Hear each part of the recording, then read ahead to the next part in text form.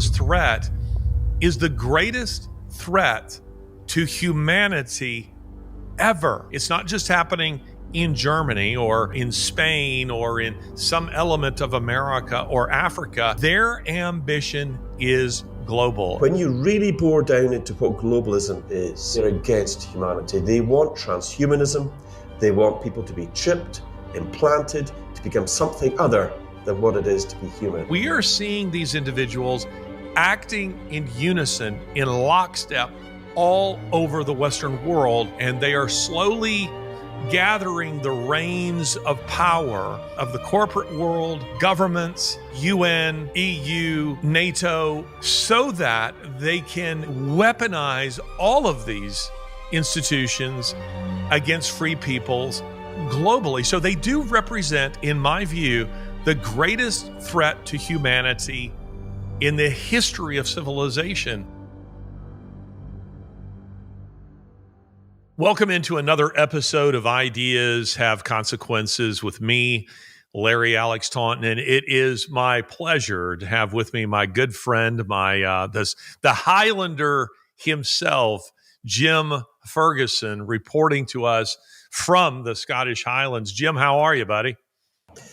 I'm really good, thanks, Larry. It's fantastic to be here. The weather's a little bit wild outside, I've got to say, so I apologise if you're hearing any sort of clanking or clunking. It's blowing an absolute gale here. But yeah, I'm good. Great to be with you.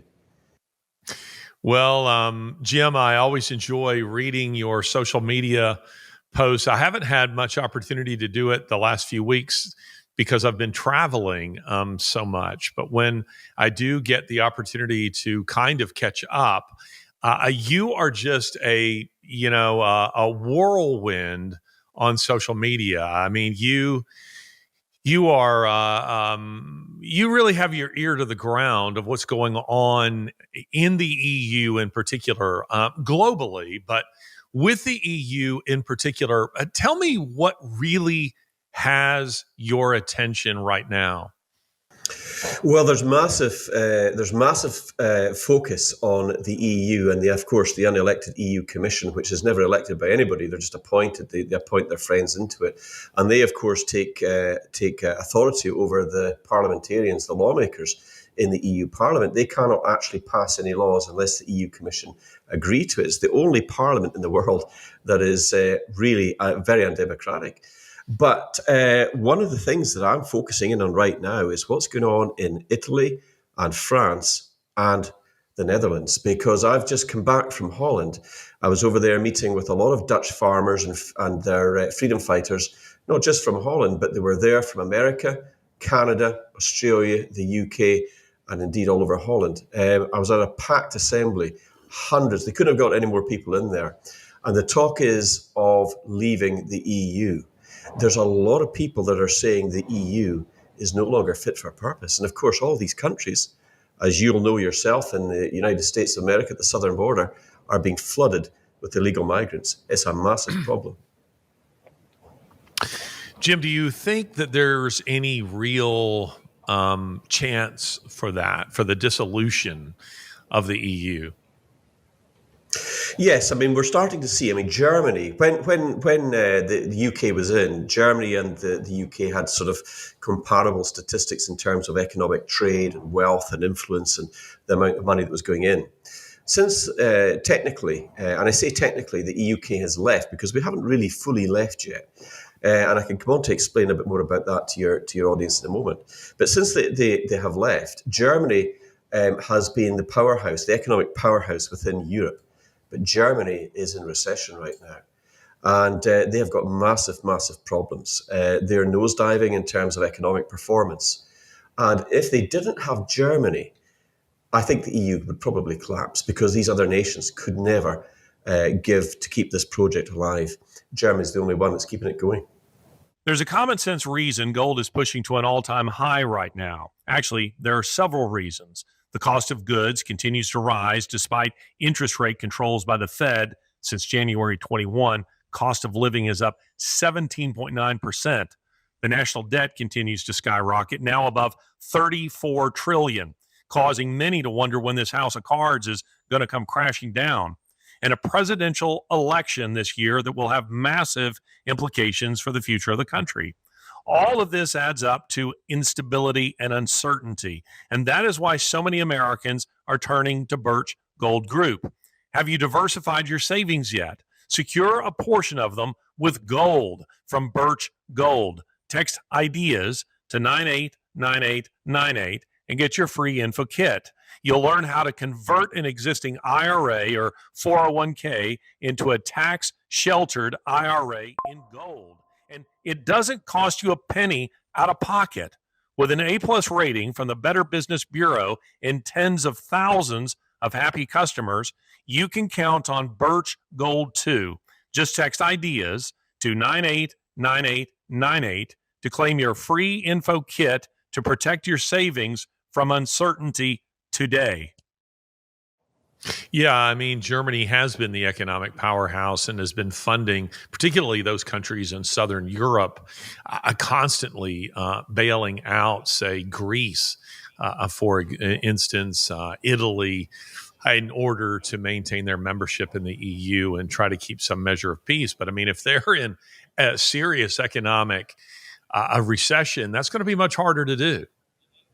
Well, it is. And of course, they're sinking so much money, unbelievable amounts of money into Ukraine, into the war effort there. Billions and billions of euros. Even Viktor Orban, who is the leader of Hungary, has said, enough's enough. We're just not going to continue to do this. It's like an endless amount of money that's going in. And of course, a lot of the people in these respective countries are really feeling the economic pinch. I was speaking to a lot of people in Holland just within the last few days who were saying, there's people there struggling to pay the bills. They can't afford to pay the mortgages. Inflation's rising. Food costs are going off the charts. And yet they're still pouring billions into Ukraine to a pointless war that, frankly, none of the people I speak to support. What do you think of Orban? What's your opinion?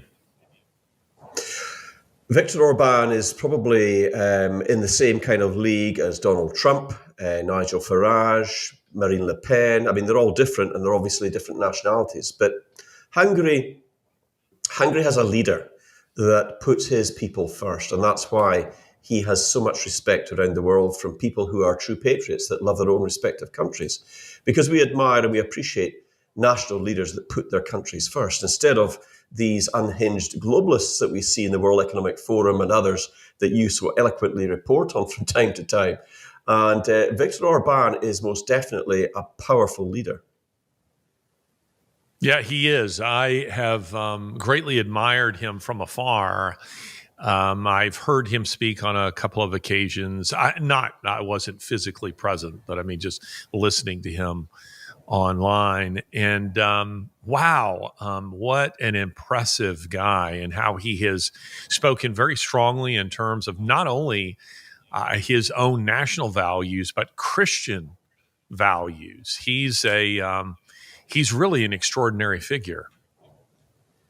Well, he is, and he is very passionate about keeping Hungary for the Hungarians and to ensure that the religion of Hungary, which is Christian, is maintained. And he knows that flooding any country with massive amounts of illegal migrants, especially from parts of the world who have no empathy with that national identity, culture, or religion, will end up causing massive problems, as we've seen in France, as we've seen in Germany, as we've seen in Ireland.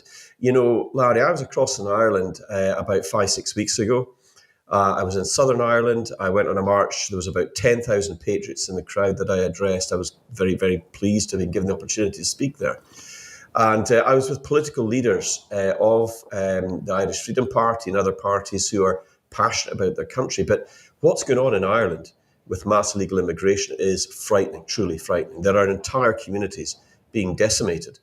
Communities of maybe 800, 900 people, suddenly finding that the local hotel or the local number of hotels around the area are being flooded with migrants, and there's maybe 8, 9, 10, 1,000 migrants going in to those communities, and it's completely destroying the fabric of those communities. The rapes, the assaults, the attacks on women and children are on a daily basis now.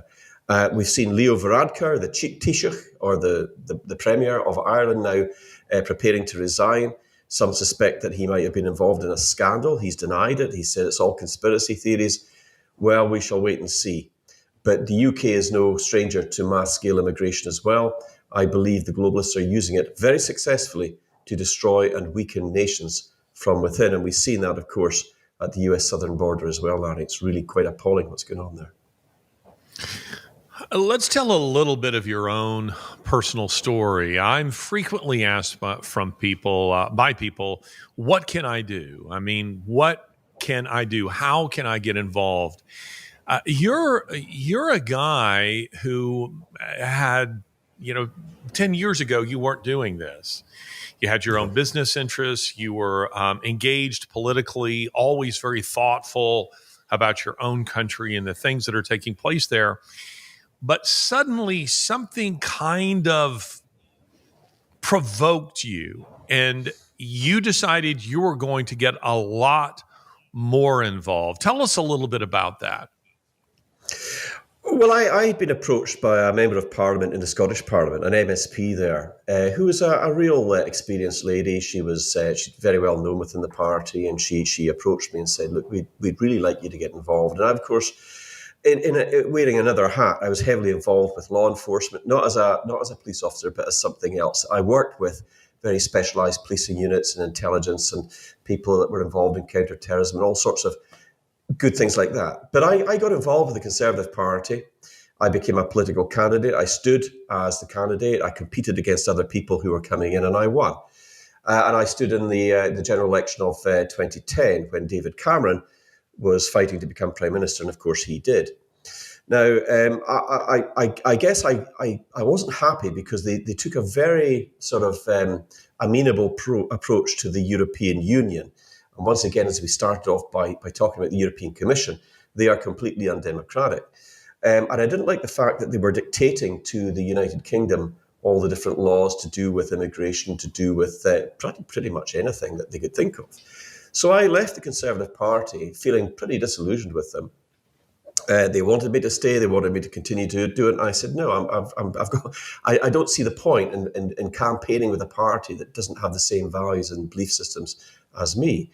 So a few years went on. And then in 2019, I saw Nigel Farage appearing on a news conference. He was talking about the Brexit Party and that he was going to launch it at the Steelworks in Coventry. So to cut a long story short, I went down there to see what it was all about.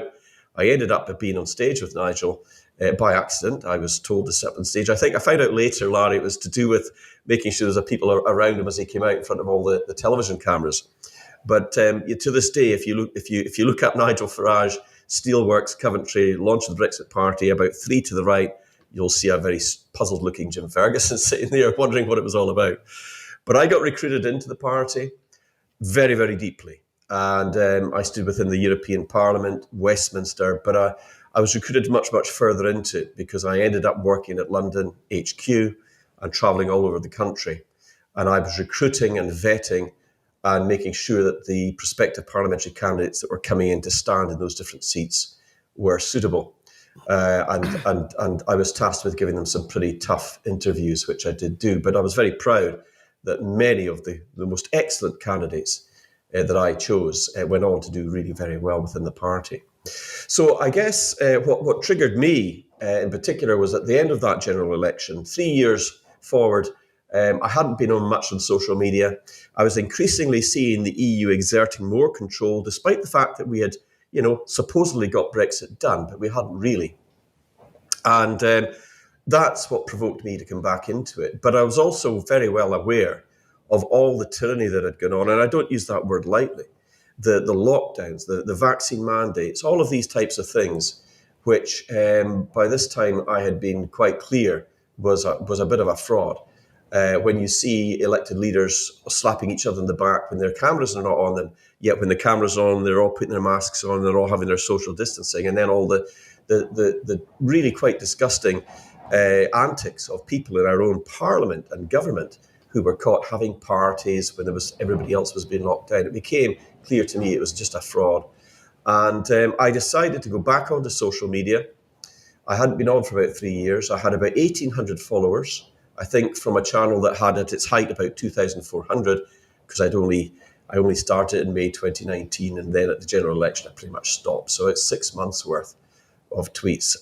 But I was surprised to find there was still 1,800 people there. And to my surprise, and I really do mean this, Larry, I never set out to do any of the stuff I'm now doing or finding myself involved in. The channel has grown enormously and very quickly. And these are real people. You don't get the kind of levels of views and retweets with a fake account. These are real people that are following me. And as I flew into Holland on Saturday, one of the tweets that I put out, because when you're up in the plane, you don't have access to it. But as you come in, you can put your phone back on as you land. And I saw that one of the tweets was sitting at about 625,000 views that I'd only put out about 6 hours before. The hotel that I was going to was in Zwolle, and it was about an hour's drive. And as the driver was taking me up there, once I got to the hotel, it had gone up to 825,000 views. And when we went to dinner that night, it had gone over 1 million. So it's not unusual for me to get viral tweets. And I think perhaps sometimes, I found out by accident that there's a lot of people that follow me that have very, very big channels. And they're really quite famous in their own right. People very close to Donald Trump, like General Flynn, for example. People like Lara Logan, top journalist, very, very capable lady, follows me, Kim.com. James Woods, the actor, he's got about 3 million followers. He follows me. I don't know why they did, but they do. And sometimes they retweet out the posts that I make. So it provoked me into taking action. There was a lot of people doing a lot of things or saying a lot of things, but not much was happening.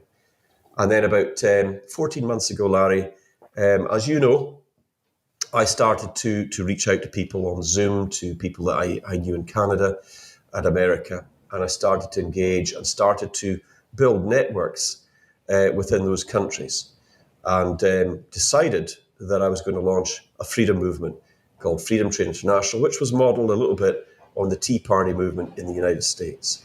And here we are. We only launched at the end of January. We have multiple thousands of members already. And I'm very proud and pleased with the fact that you're involved with that now as well. So I've got some great people around me. We've got a fantastic core team. Where does it go from here? Larry, I don't honestly know. But the whole purpose of it is because I'm passionate about freedom and freedom of movement and freedom of thought and freedom of speech. And, the United States of America is a truly great country. One of the few in the world that's protected, if not the only one, with a constitution and a code of laws that is sacrosanct. Yet I see that being undermined at every opportunity by far leftists like Joe Biden and his administration. But you've got to fight to protect what you value the most. And what we're doing is in creating an international community all around the world. We now have members in France, Germany, Holland, Ireland, the UK, obviously the United States of America and Canada, Australia and New Zealand. And it's all about trying to give people to make some sense of what's going on. But as the censorship laws come in, as the disinformation and the misinformation laws are enacted by proxy World Economic Forum puppets and governments in our respective countries, I believe it's very, very important that we continue to keep that communication going. And our members very soon now are going to be getting very detailed information and analysis to do with what's really going on and what's probably coming down the pipe. So that's kind of where I am. I never really set out to do any of this, but here we are. Well, you're very familiar with this statement that the maxim that all it takes for, I think attributed to Lord Acton, that all it takes for evil to prevail is for good men to do nothing. And, I often refer to the World Economic Forum as the HOA from hell, the Homeowners Association from hell. And I do, because there is this very odd sociological phenomenon that within any organization to which I've ever belonged, whether it's the faculty, of some sort of institution, or it is a homeowners, literal homeowners association, a political party, what have you, a business, it seems that the leftists within that organization, who usually are a minority, somehow end up in charge. And my theory is that I think it's the natural disposition of a conservative mindset to sort of live and let live, that I don't have any real interest in running your homeowners association, our homeowners association. Let the Fergusons do whatever they want to do, over there, and they leave us alone, and we live and let live, and we're friendly to one another. But that's not the way they think. They think in terms of control. They can't stand the thought that you might be putting the plastic in the paper bin and the paper in the plastic bin, that your grass might be too high, that you might actually be free. You might actually be doing something that they don't like. They can't tolerate the thought of that. And so they gravitate towards the levers of power. And to me, this is what we're seeing taking place all over, chiefly, not exclusively, but chiefly the Western world. And if there's anything that I've learned from my travels, and I think you from your own, because as you've just indicated in this interview, you've done quite a lot. You've just been on the continent. You were in Ireland. You were here, sitting right next to me, in this studio in Alabama, where we ate barbecue, and we went to a machine gun park, which was so much fun, so much fun. Yeah.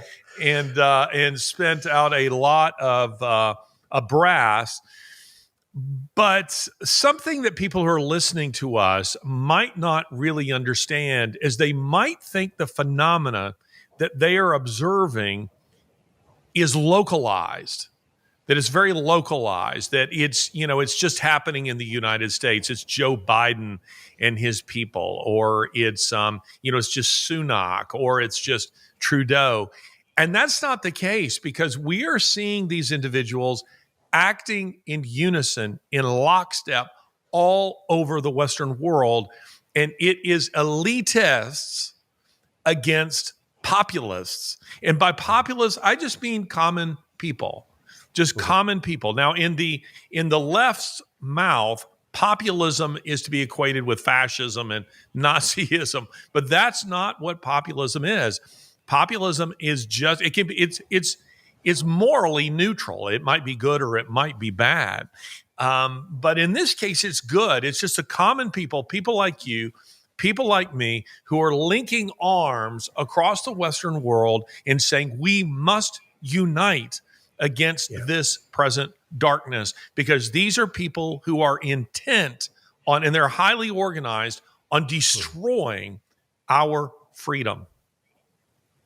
Well, that's one of the things that I've really enjoyed about, when I got to know you, Larry, because I had been doing some research, as you know, a good number of months ago now, probably 10 months ago, I'm sure it's been.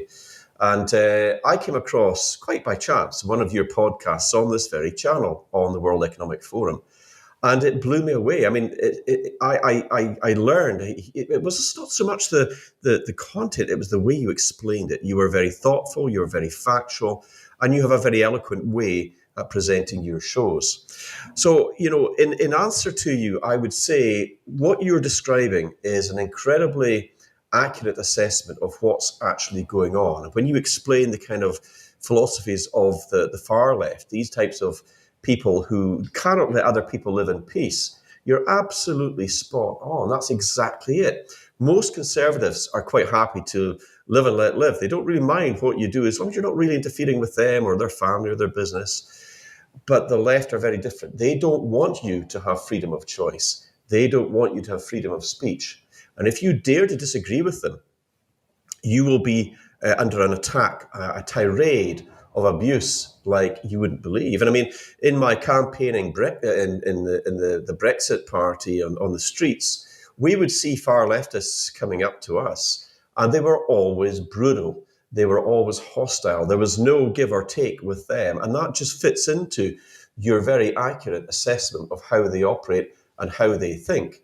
And I think what we need to do as conservatives, and I use that word loosely because, I mean, I'm not a member of any political party at this present point, but I do believe in traditional values of typical conservative policies: good healthcare, freedom, supporting the Constitution, strong defence, peace through strength. These types of things are important to people like us.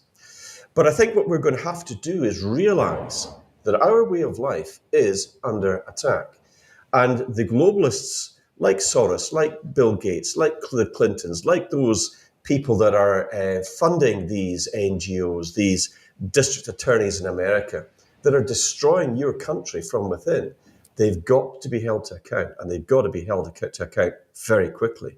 Because if they continue to go unchallenged, Larry, I believe we could be witnessing some very, very serious consequences as a result. And I just hope, for America's sake and the people that I love in America, that Donald Trump is re-elected as president. But I fear they're going to try and do everything they can, every dirty trick that's pulled out against him. I believe they will employ it. And we've got to be vigilant and take great care and stand up around the world together, because we face a globalist threat, and no one group or no one country, even a mighty nation like the United States, can withstand against the entire world. So we, within the patriotic movements, those of us that love our countries, must come together, whether that's through Freedom Train International or some other mechanism. We've got to come together, and we've got to unite and pool our resources. Jim, you love your country, don't you? You love Scotland. Oh, absolutely. I'm a Scottish Highlander with a little bit of Viking thrown in. I go back a long way, but I love Britain. I'm very proud to be a British Scot, and I love the Irish people, the Welsh people, and the English people. We've achieved a lot together over the many, many years that we've shared these islands. So yes, I'm very, very proud of my country. Not a thing in the world wrong with that. I respect you for it. I was recently in Egypt, as you know, and I was just chatting with my driver, and who himself was an Egyptian, and he was just asking me questions about the United States and our politics. And I found myself kind of looking out the window and pondering one of his questions. And I said, almost as a throwaway comment, I said, I love my country. And a couple of minutes went by, and he obviously had been processing that remark. And he said, I love mine. And I said, I respect you for that. I said, you should. You should love your country. It doesn't mean that we love the evil things that our countries have done or are, in fact, perhaps doing. In the case of the United States, abortion, open borders, the awful things that are being done to children in my country. I don't love those things, but there are things about my country that I love and I fight for. The beautiful words of the Declaration of Independence. We hold these truths to be self-evident, that all men are created equal and are endowed by their Creator with certain unalienable rights, and among these are life, liberty, and the pursuit of happiness. Those are words that resonate with many a human soul well beyond the boundaries of the United States, that we are a people who love freedom. And Jim, I find that to say that it's evil what we're seeing almost doesn't quite capture what's happening. It is an endeavor to absolutely crush common people, their household economies, their national economies, their love of country, their religious freedom of religious expression, their individuality, all of it to be crushed. And it seems to me that the only hope we have is that with the aid of God Almighty himself, that we have to, as a people, as the globalists themselves have done, we must link arms across national boundaries while respecting those individual differences. I'm for Scotland, Scots who are for Scotland, Brits who are for Britain, Americans who are for America, and Italians. I love Giorgia Meloni's love of her own country. She's been something of a disappointment, but I do think that she loves her own country. Freedom International you see as a kind of linking tool. It is a way of linking people up, populace, people who are against the elitist mob, that this is a way of doing it. Tell us a little bit about Freedom International, Freedom Train International. Freedom Train International was as a founder, I decided that we needed to do something more than just talk, because there was a lot of talking going on about 14, 15 months ago. When I got back onto social media, Larry, I had no idea where it was going to go. I mean, I just felt compelled. I mean, I really felt You've compelled to get back exploded. on. You've exploded on social media. Well, I have, but I tell you one thing, it's a very deeply humbling experience, because, to have gone from a fairly small channel of by 1,800 people to over 200,000 now is not lost on me. And I take that responsibility, because it is a responsibility, very, very highly, and I don't take it lightly. And who knows where it's going to go? Somebody said, "Well, what's your next target, Jim?" I said, "Well, I don't really have targets. It's not about numbers for me. I mean, I'm not ignorant of the fact that we've just gone over the 200,000 mark, and that we're getting some very, very big views and audiences." When you were behind that M134 mini electric minigun, I would say you had some targets that day, Jim. In my mind, I think I might have done. But you know something? No harm done. It was paper targets. We had a lot of fun, and I really, I've grown up with firearms. I'm no stranger to them, but I don't get to play with the kind of toys you get to play with. And I was more than happy to be there. But in all seriousness, where do we go with this? Well, I speak to people all around the world, and I go to places. I mean, I was across in the United States towards the end of last year. I was across 8 different states. I spent about 3 weeks there, and I was on different speaking engagements on stage, talking to many, many different people. And the same in Canada. I was only back in the UK for about a week or 10 days, and then I was off to Ottawa to meet up with people in the freedom movement in Canada. And what fantastic people they are. I met Chris Barber, Tamara Litch, I met Harold Juncker, I met Pastor Hildebrand. I met so many fantastic people that were at the very heart of the freedom movement in Canada. And indeed, when we launched the Freedom Train International, we did it on the anniversary of the freedom movement in Canada to pay tribute to them. So what I believe in and what I've experienced is that wherever you are, whether you're in the United States or Canada or Ireland or Holland or wherever, we are human beings at the end of the day. We all are very, very similar in many ways. We might speak a different language, we might have a different religion, or we might have a different culture or a different philosophy. But what's really important is that we are human beings. And we have a birthright. We have a birthright, which is all about freedom. We're not meant to live in cages. We're not meant to live under constant 24-hour surveillance or told to eat insects or be frightened and fearful. That's not what human spirit is all about. We need to be free. And wherever I go, whatever country I'm in, whatever people I speak to, it's the same message, the same desires, the same passions that I have encountered in so many people all around the world. And that's where I believe that Freedom Train International is the conduit to bring people together internationally. We're all about freedom, Larry. And, when I reached out to you all those months ago, because I was so impressed with what you were doing on your particular channel and the way you were presenting that information, I didn't expect to get a reply back from you. I was very surprised when I got an email back from you. And as you know, and people that have maybe watched us speak together before, that then led to a phone call. That then led to you saying, "Hey, Jim, if you're coming to the United States, come down and see me." And I did.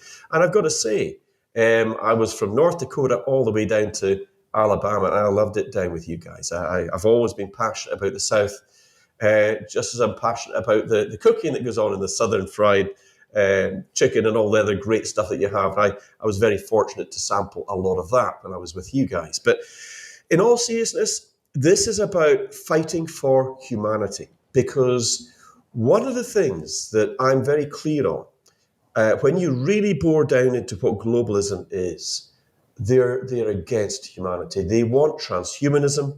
They want people to be chipped, implanted, to become something other than what it is to be human. And I'm very, very concerned about the direction of travel and what these people ultimately really want, because I think that ultimately they really want control. And that's going back to what you were just saying a little while ago about the levers of control. Ultimately, they cannot let people live in peace. They want to be their masters. And I think we're talking about, with the World Economic Forum, and you and I have had this discussion before, we are talking about a new type of feudalism where they are the lords and masters and we are the peasants and the serfs. And frankly, Larry, in my opinion, that's not going to work. I'd rather die on my feet fighting for freedom than living on my knees as a slave.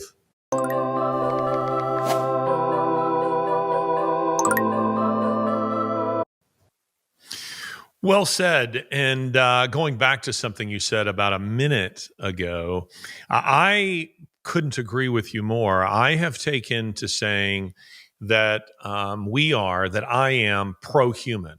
I am pro-human, pro-freedom, pro-human, because having gone, as you know, the last 2 years to the World Economic Forum, I can tell you that these are people who are fundamentally haters of humanity. They are haters of freedom.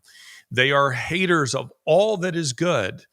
And they see themselves as exempt from all the things that they would tell us to do. I mean, as you know, that guys like John Kerry fly around the country and the world, rather, in their private jets. I have no problem with private jets. If I had mega wealth, the one thing I would have is a private jet.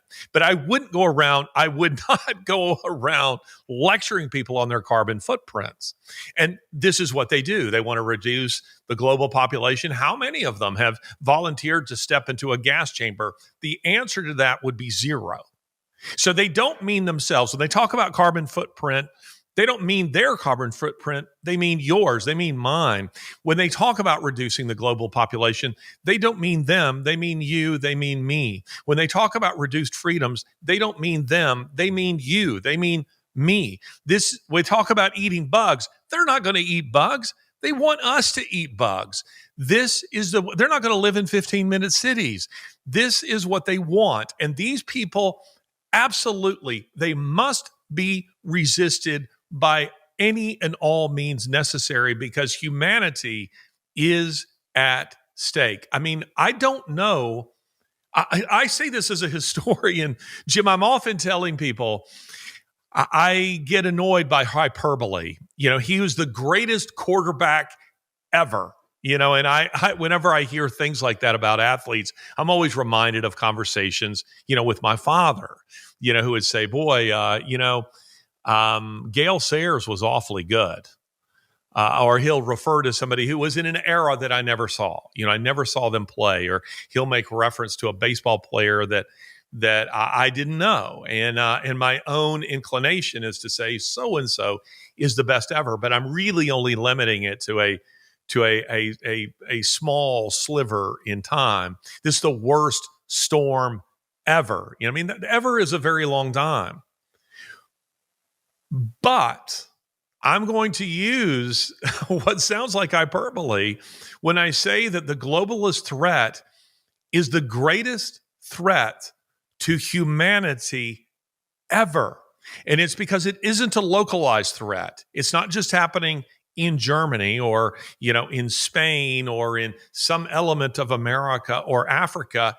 Their ambition is global, and they are slowly gathering the reins of power of the corporate world, governments globally, UN, EU, NATO, on, so that they can weaponize all of these institutions against free peoples globally. So they do represent, in my view, the greatest threat to humanity in the history of civilization, and they must be resisted. And that means that people are listening to us.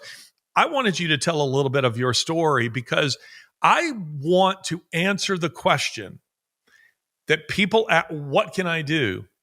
Well, what did Jim Ferguson do?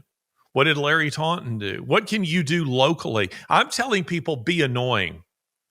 Be annoying. I mean, that's one of the things that you can be, is annoying. And to give some definition to that, I'm referring to the biblical story of the persistent widow who kept going to a corrupt judge who found her so annoying that he eventually gave her justice, not because he was a just judge, but simply because he wanted her off his back. We need free peoples to be so annoying to their representatives, to their governments, that they do not let those people have rest until they give us the freedoms that we demand agriculturally, politically, socially. We demand those things. We don't want your digital currencies. We don't want your open borders. We don't want our children sexualized. We do not want these evil things that you are trying to. We don't want your 15-minute cities. We don't want all of your electric nonsense, environmental nonsense. We don't want your mask mandates. We don't want your lockdowns. We don't want any of this stuff. Leave us alone. But in order to get there, we need people to engage. We need them to say, I am going to get involved. What do you say about that, Jim? Well, I mean, I absolutely 100% agree with you when you say that they are the biggest threat to humanity itself that we have ever seen because of their power, their wealth, and I dare to say it, technology as well. And sometimes people say to me, Jim, why is it now they're talking about this? What's the purpose of it now? Well, I think a lot of it is to do with AI. It's to do with the fact that they have scientific breakthroughs, robotics. All of these things are playing a factor. They can drive trains, buses, planes, drones without any kind of human interaction now. And I don't believe it will be too far into the future before we will see war machines that are fully autonomous on the battlefield, and that is they're already there. I think this, Jim, if I may add this, I don't think they're really being developed so much for use, and not to say they won't be used in foreign battles in places like Ukraine. I think they're being developed chiefly to be used against domestic populations. Yeah, absolutely. I believe that is the case. But we must fight for what we believe in, because there is no life to be had by living as a slave or a serf to some World Economic Forum cultist who thinks that they are better than you or I. We cannot tolerate that, and our freedoms are fundamentally important. So I absolutely 100% agree with you.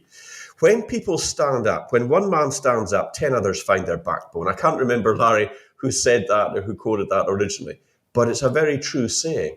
When we start to stand up and fight for what we want, whether it's our countries or our people or our communities, or even just our families, that's when other people around you suddenly see that strength and they will gravitate towards that. And depending on how you do it, I've always been professional in everything I do, whether in business or whether just in ordinary interactions with other people, always being cool, calm, and measured. And that's fundamentally important. How we choose to use our language, the kind of eloquent speeches that we give or make, or the way that we describe what's actually going on, is incredibly important to instill confidence and give hope to other people around the world. But for people that say, what can we do? I would say to you, join Freedom Train International for one thing, because very soon we're going to start giving very, very detailed information about what you need to know, about what you need to do, about the things that are coming. And we're going to do that with our members, because if we go completely, fully public facing, we will be attacked by globalists. There is no doubt about it. They will use misinformation, disinformation, type legislation against us. We've seen Bill C-63 in Canada coming into place with the Trudeau administration. We've seen hate law speeches being introduced into Ireland. We've seen similar hate law speeches coming into the UK, the enactment of Article 21 in France, and on and on and on it goes.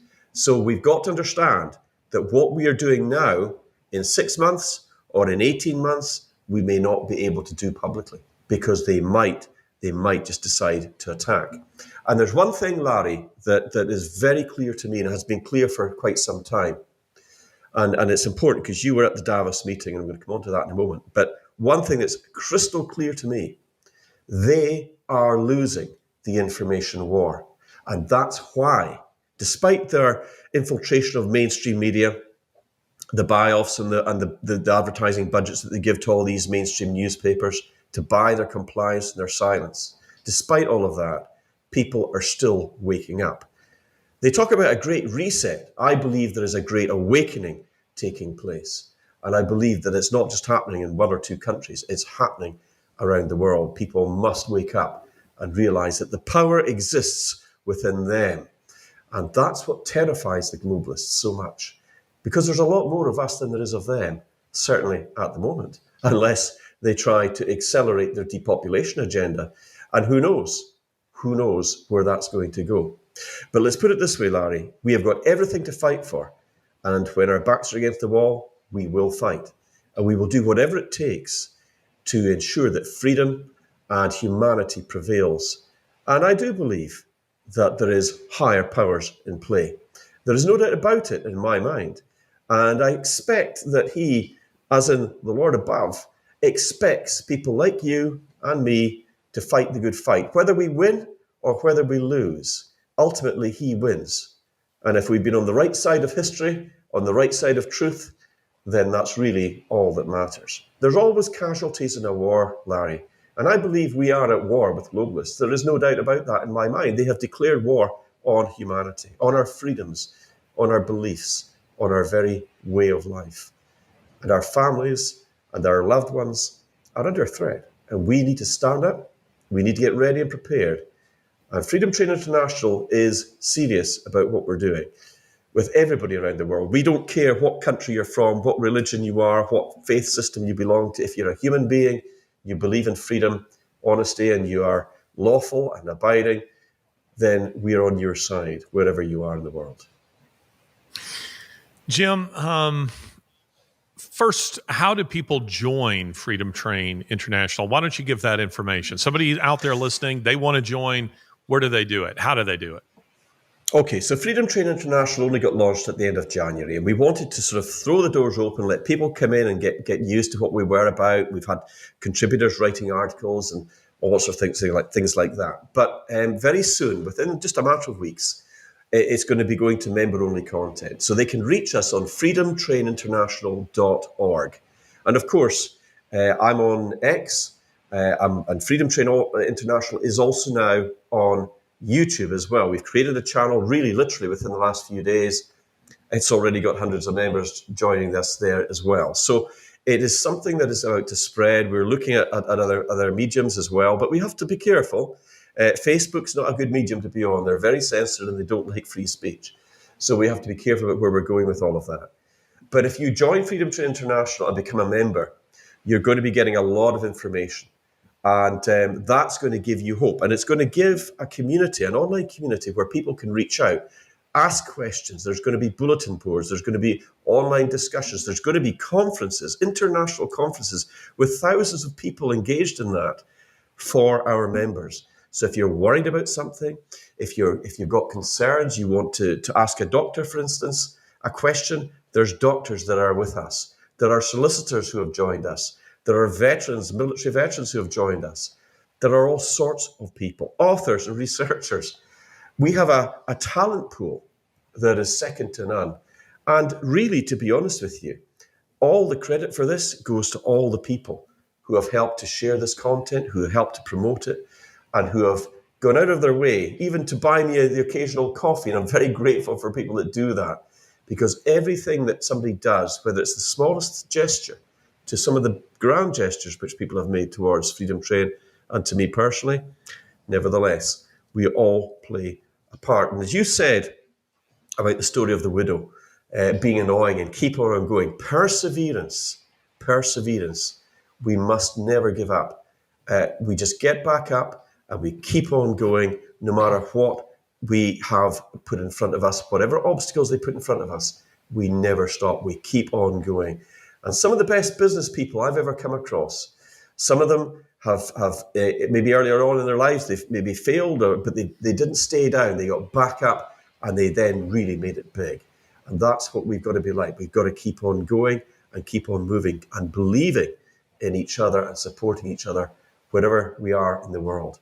And of course, we've got natural alliances. I mean, the United States and the United Kingdom have always been traditional allies anyway. I mean, so many people went from the Highlands of Scotland to the United States of America, you know. So wherever I go, I always find somebody who's got some kind of Scottish roots or Irish roots. And of course, we share that common bond. And as you know, I have a huge, huge respect for the people in the United States of America. I love you guys. And I was very privileged to meet so many of you when I was over there. But it's about unity. Coming together, Larry, in my opinion, is what will defeat those globalists and their evil intent. And let's face it, they've got nothing good. They're not doing anything good for humanity, in my opinion. And I think you probably would agree with that. As you know, I'm descended from the Henderson clan on my mother's side. So definitely have a strong connection with Scotland there. Yesterday, Jim, I had a speaking engagement, and someone asked me this question, and I'm going to put it to you. I'm curious to hear your response to this, and you might have just kind of answered it there at the end. But someone asked me, do you think that the globalists, the kind of people that are at the WEF, do you think, Larry, that these are people who are evil and know that they're evil? Or do you think that they're people who really believe that they're good? What do you think? Well, I think, you went to the World Economic Forum. I said to you, hey, Larry, you make sure you've got your security precautions in place. And, yes. And if there's a problem, you let me know, and I'll be over with half a dozen Scottish Highlanders to rescue you. And I was actually quite serious. But at the same time, I think that a lot of people that are involved with the World Economic Forum, it's like a club to them. They want to be in with the cool guys, the cool, like the popular guys in school or the popular girls in school. They want to be part of something that they think is going to help them to make more money or achieve greater prosperity. And I can understand why people would join these types of associations. Now, I don't think every single member of the World Economic Forum is evil or a Satan-worshipping, black-robed type of activity that's going on, right? But naive. I do think very naive. But I think that as you go higher up the pyramid, I think there's some very deeply sinister, very vile, very, very wicked elements to all of that. And do you think they know they're evil? Do you think they really, that Justin Trudeau deep down and Klaus Schwab and the Bill Gates types, do you think they know they're evil, or that they kind of say to themselves, I'm a very good human being, and what I'm doing is for the good of humanity? Well, self-delusion exists. I've met people in business who I suspected of being psychopathic in nature, just simply because of the way they go around. They're very narcissistic, but you can see the signs. And I think sometimes you will get people that gravitate to enforcement type activities. I've met a few in my time who gravitate towards that sort of authority type occupations where they have power over other people because they enjoy having power over other people for power's sake. Not because they want to do good necessarily, but because they just like to have power. I've come across a number of people like that in my lifetime.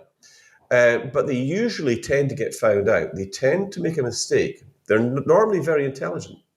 But I think in relation to the World Economic Forum, they're only but one of the global institutions, the globalists that are there. The United Nations, the World Economic Forum, the World Health Authority, the Bilderbergers, the Trilateral Commission, the Council of 300. The list is extensive. And I think the further up you go, the more corrupt it actually is. There will be people who think they buy into that sort of very dubious mindset that they're saving the world by being a globalist. But there are also others who actually serve darkness. They serve their Lord of Darkness. I think that there are people who are actually quite religious, but it's a dark religion. It's not God inspired. It's I agree with that. The opposite. And they exist. I agree with that. You talk about having some Scottish Highlanders with me, which is always welcome. Particularly some of the places I've been recently. I was down towards the Darien Gap.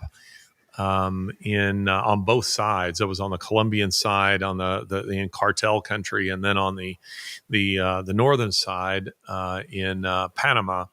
And these are some very sketchy, dangerous places. But then I was in Mexico City, which, the city center of Mexico City is just delightful. It's beautiful, wonderful restaurants, beautiful people, terrific weather.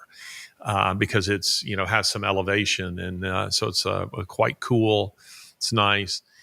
But Lori had joined me in Mexico City, and we'd gone out for dinner. We were walking back to the hotel, and from a terrace above me, water was splashed on me. Didn't see where it came from. For all I know, it came out of a condensation tube. Didn't hit Lori, it just hit me. But within a couple of hours, I was violently ill. I was retching. I was throwing up all night long. And this went on. Even now, almost a week later, I'm still not quite better. And, Lori was the one who said, because we both ate the same thing. We had a shared meal.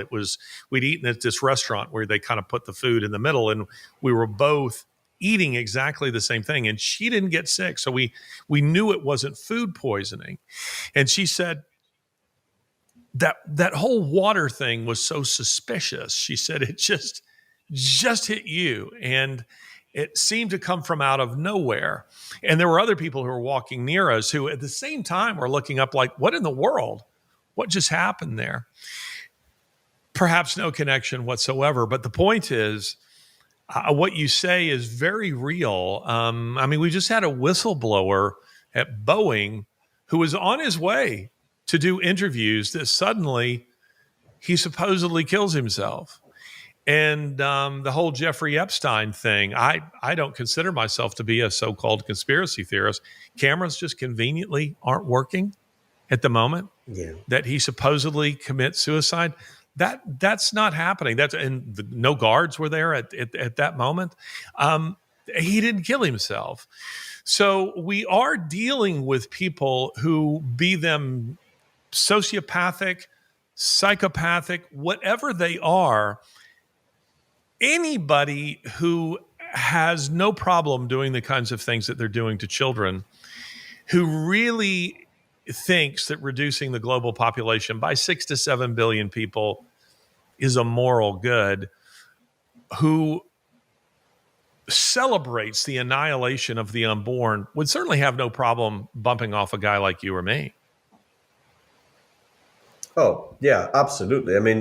What we're doing doesn't come without risk, which is why I take the precautions that I take. But at the same time, we see what happens to people sometimes that start to get too close. Well, at the end of the day, my opinion, Larry, is that this life is for living. It's not to be lived in fear. This life is for enjoying. It's for being with our families. It's for being with our communities and our loved ones. It's for living our lives. And maybe we were born for moments such as this.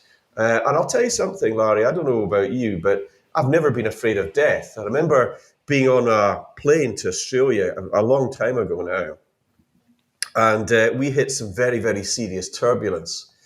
And I was sitting beside my companion heading over there. And I turned around to her and I said, "Oh, this is pretty rough, isn't it? I hope the wings don't fall off, And there were some people that are starting to, heard what I said, and they're starting to get rather nervous. I thought it was quite funny in a dark kind of way, but I was a bit of a mischievous younger guy, I'll be honest with you. But at the same time, I thought to myself, if we go down, we go down. I'm not bothered about it.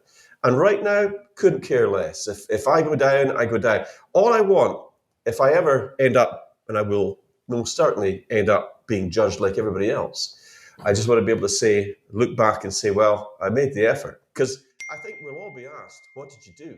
Did you try to wake people up? What did you do? What good did you do? Not that in itself, good works are not going to save us. But I think at least if we've tried, then we're on the right track. And I think we must do whatever we can for humanity. There's only one person that can save us, only one act that can save us before anybody gets onto me. And as a Christian, I have absolutely no qualms about that. Jesus Christ is the only one that's going to save us at the end of the day. But I do believe that we must do what's right. We can't just sit back. As you said earlier on, when good men do nothing, evil triumphs.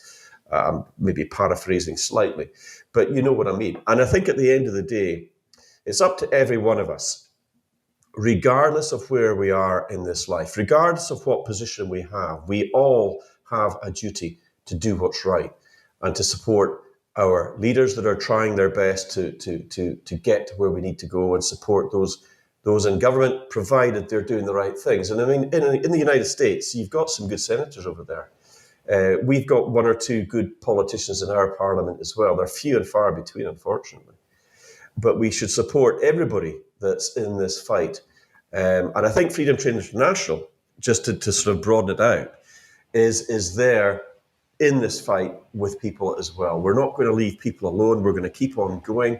We're going to keep on communications all around the world going. We're even putting in the ability for people that don't speak English to understand what we're talking about. But I'm very lucky because I've got German and French speaking contributors who are doing an amazing job. Really are. They're fantastic people. So I'm very lucky. I'm very, very blessed in many ways to have such people around me. And I include you in that regard as well, Larry. We've become friends. It's an honor, don't say Jim. that lightly. Yeah, well, I mean, I don't say it lightly.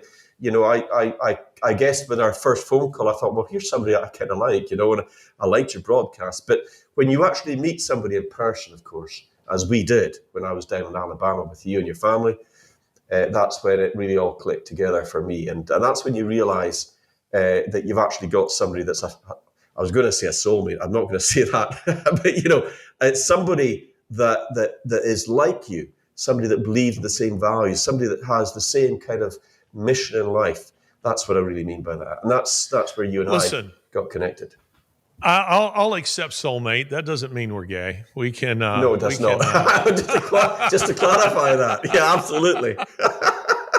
It doesn't imply any kind of romantic. I bet interest. you come off this. You're going to come off. I say, I used to like that Jim Ferguson until he said that.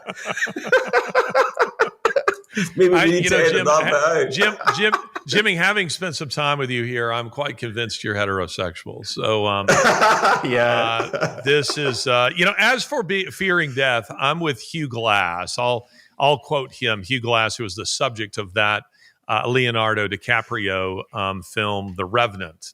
Hugh Glass said, "I'm not afraid of death. I've already done it." And in some sense, I've already done it, having been revived. It's given me a very different perspective on life, and I don't hold on to it so closely because I know it is in the next life that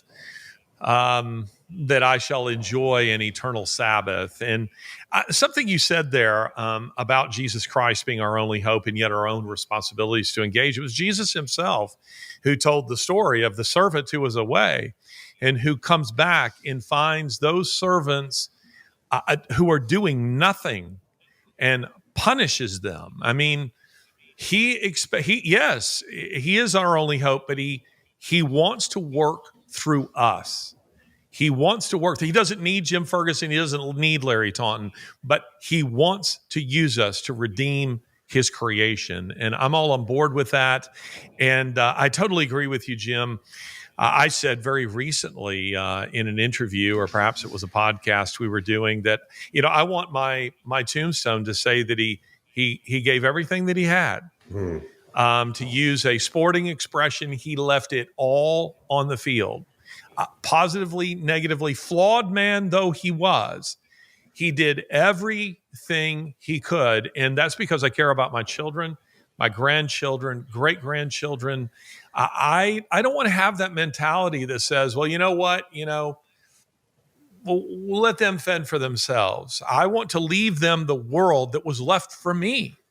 I want them to have the same freedoms that I enjoyed. And that means standing up to wickedness and to standing for the voiceless, the powerless, the poor, those people who cannot defend themselves. That is a major part of what it means to be a Christian. Well, I very much concur with that. And, one of the things when you said earlier on, what is it that really motivates you? Well, I've always fought for the underdog. When I was in school, if I saw somebody getting picked on, I'd go in there, and sometimes I got a hammering from some of the older guys. It doesn't matter. You get stuck in, and you learn to fight, and sometimes you learn to hit back against bigger opponents, and I did, and sometimes got into trouble for it. But at the same time, those kids that you defended, those youngsters that you stood up to, respected you, and they didn't pick on you again. You got to stand up to bullies. I'm sure we've all been bullied at some point in school. I know I was, until I fought back. And my God, by God, they stopped it pretty quick, because I suddenly realized that once you lose the fear, you become unstoppable. And I have no fear. I have no fear of death, and I will keep on going and doing everything I can for humanity's sake. But it's not all about me. It's about everybody in this world who loves their countries, who loves their families, who loves their communities and their freedoms. And that, to me, is worth fighting for. And I'm sure, a lot of people will feel the same way as you and I do. And I know that certainly people that are going to be watching this will hopefully gain some understanding that what motivates us, what drives us forward. And I think it's all about doing the right thing.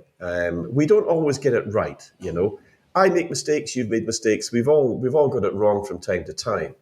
But you learn from your mistakes. At least if you get back up on your feet and you don't let the knockdowns keep you down, you got to bounce it back up, and you got to keep on going again. And we all get knocked down in one way or another from time to time. But we can't afford to live our lives in fear any longer. It's time to stand up, time to get united, and to fight back for humanity's sake and for fighting the good fight, as they say, Larry. Jim, it is always a pleasure to have you on. I look forward to hosting you again here. I'm very flattered to accept your man crush. It's just wonderful to have wonderful to have you on the show, Jim. Listen, best to you and to your family. Let's connect again soon by phone and do a little strategizing. Yeah, I very much look forward to it, Larry. And I'm watching the United States closely. I'm watching the election of Donald Trump, hopefully going to come in to it very soon. But who knows? I might get back over there. And if I do, I'll absolutely come down. Please give my best regards to Laurie. Tell Laurie and the family I'm very much asking after them all. And look forward to seeing you again at some point. And yes, let's have a chat soon sometime.